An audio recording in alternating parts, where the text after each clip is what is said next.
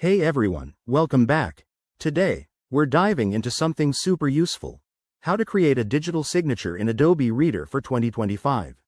Whether you're signing documents for work, school, or personal use, this step-by-step guide will have you set up in no time.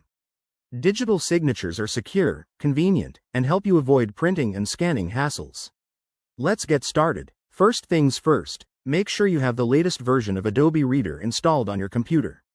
You can download it for free from the official Adobe website if you don't already have it. Once that's ready, open Adobe Reader and load the PDF document you want to sign. It's that simple to begin. Now, head over to the Tools menu at the top of the screen. Look for the Fill and Sign option and click on it. This is your gateway to adding signatures and other edits. In the Fill and Sign panel, you'll see a pencil icon or a signature button. Click that to start creating your digital signature. You have a few ways to create your signature.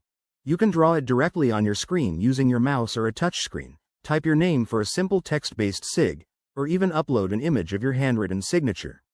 I recommend drawing it for a more personal touch.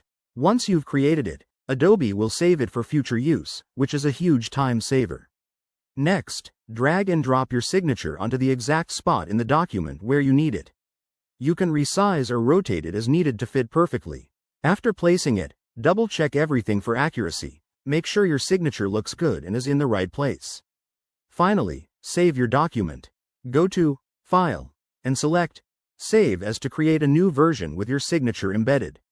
And just like that, you're done. Your digital signature is now secure and verifiable.